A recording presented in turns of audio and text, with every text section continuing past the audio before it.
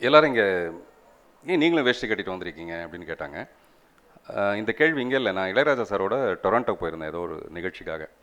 அங்கே போனால் அந்த குளூரில் எனக்கு வந்து வேஷ்டி ரொம்ப பிடிக்கும். வேஷ்டி வந்து ஒரு சைவம், பேண்ட்டு தான் வந்து அசைவம். ஸோ அந்த வகையில் நான் வந்து சைவம். நான் வந்து வேஷ்டி சட்டை போட்டுட்டு போனேன். ராஜா சார் வந்து சூட்டில் வர்றாரு, பிளாக் சூட்டில். முதல் காமெடி அங்கேயே ஆரம்பிச்சது. ரெண்டாவது வந்து ஒருத்தர் வந்து கேட்டார், என்னங்க வேஷ்டி கட்டிக்கிட்டு வந்திருக்கீங்க அப்படின்ட்டு. அது வந்து வேஷ்டி கட்டிட்டு வந்திருக்கீங்கன்னு கேட்கணும். என்னங்க வேஷ்டி கட்டிக்கிட்டு வந்திருக்கீங்கன்னு. கட்டலைன்னா கழண்டுடுமேங்க அப்படின்னு நான்.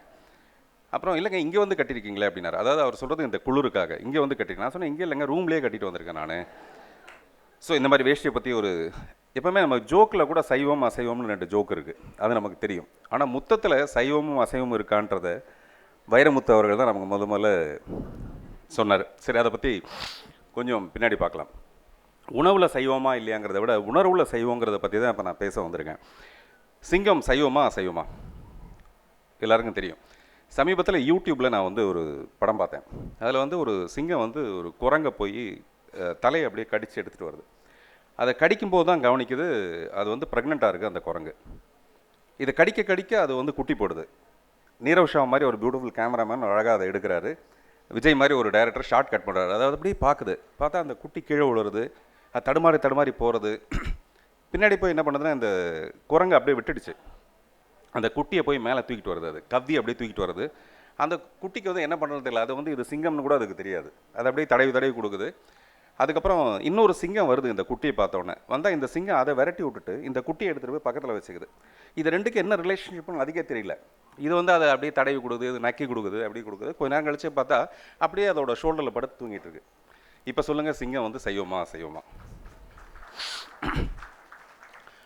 ஆக்சுவலாக கொஞ்ச நேரம் கழிச்சு சிங்கம் வந்து இப்படியே இருக்க முடியாது, சைவமாக இருக்க முடியாது. மறுபடியும் அது ஒரு மான வேட்டையாட தான் போகுது. அதோட சர்வைவல் ப்ராப்ளம் அதுக்கு. அதே மாதிரி நான் அந்தமானுக்கு பக்கத்தில் ஒரு ஐலண்ட் ஒன்று போயிருந்தேன். மனுஷன் நிறைய நடமாடாத ஒரு ஐலண்ட் தேடி கண்டுபிடிச்சி போனேன். அங்கே போய் பார்த்தா நாங்கள் சாப்பாட்டுக்காக நிறைய சிக்கன் பிரியாணி எல்லாம் எடுத்துகிட்டு போயிருந்தோம். போட்டு போய் நின்னதுக்கப்புறம் ஒரு 4-5 மான் வந்தது. மான் வந்து நல்லா பைசன் மாதிரி நல்லா பெருசாக வளர்ந்துருக்கு. வந்தோடனே எங்களை முட்டி மோதி எங்கள் கையில் இருந்த பேக்கை எடுத்துகிட்டு போயிடுச்சு, அப்படியே இழுத்துட்டு போயிடுச்சு. மான் கராத்தே ஃபைட் பண்ணி எங்ககிட்ட இருக்க பேக் எடுத்துகிட்டு போயிடுச்சு. நாங்கள் நினச்சிருந்தோம் அது வந்து சிக்கன் பிரியாணி தானே, மான் எங்கே சாப்பிட போகுதுன்னு. கொஞ்ச நேரம் கழிச்சு பார்த்தா அந்த பேக்கெட்லாம் பிரித்து அந்த சிக்கன் பிரியாணியை சாப்பிட்டுட்டு இருக்கு அந்த மான். அங்கே வேறு எதுவும் கிடைக்கல. அதுக்கு வந்து அதோட சர்வைவல் ப்ராப்ளம். இப்போ வந்து மான் சைவமா அசைவமா?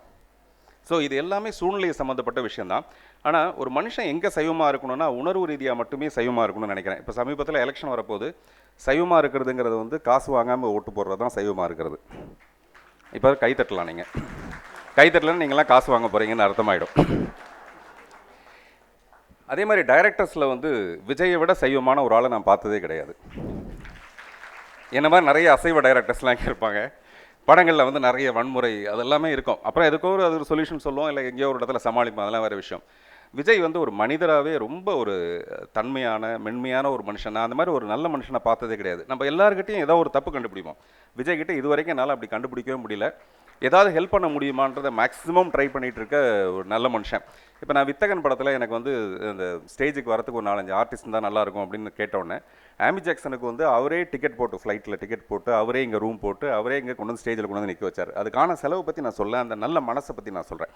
ஸோ அந்த மாதிரி தேடி கண்டுபிடிச்சி யாருக்காவது நல்லது செய்ய முடியுமான்னு நினைக்கிற விஜய், அவருடைய படங்களில் அதோட ரெஃப்ளெக்ஷன் அது அப்படி தான் இருக்கும். அது வேறு ஒன்றும் பண்ண முடியாது. அப்புறம் ஏஎல் அழகப்பன் தான் இந்த படத்தை ப்ரொடியூஸ் பண்ணாருன்னு சொன்னாங்க. எனக்கு அதை விட பெருமை வந்து அவர் வந்து விஜயை ப்ரொடியூஸ் பண்ணது தான் பெரிய விஷயம்.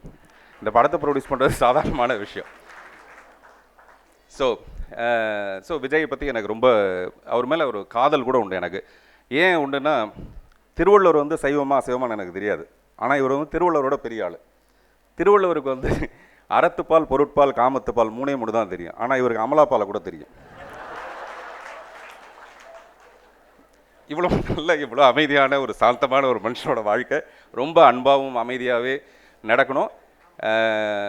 முத்தத்தில் மட்டும் நீங்கள் வந்து சைவமாக இருக்கக்கூடாது. அப்புறம் அமலாக்க பிரிவில் வந்து உங்கள் மேலே வந்து கேஸ் போடுவாங்க. அமலாக்க பிரிவுன்றது ப்ரொஹிபிஷன் என்ஃபோர்ஸ்மெண்ட் கேஸ் போடுவாங்க. ஸோ இந்த படம் மிகப்பெரிய வெற்றியான நாசர் பசாரை பற்றிலாம் சொல்லணும்னு அவசியம் இல்லை. அவருக்கு என்னுடைய முதல் படத்தில் ரொம்ப முக்கியமான ஒரு பங்கு வகிச்சிருப்பார். அதே மாதிரி இந்த குழந்தை சாரான்ற ஒரு குழந்தையும் தெய்வமும் ஒன்றுன்னு சொல்லுவாங்க. இந்த படத்தில் ஒரு தெய்வமே நடிச்சிருக்கிறதுனால நிச்சயமாக இந்த படத்துக்கு நேஷனல் அவார்டு கிடைக்கும். நன்றி, வணக்கம்.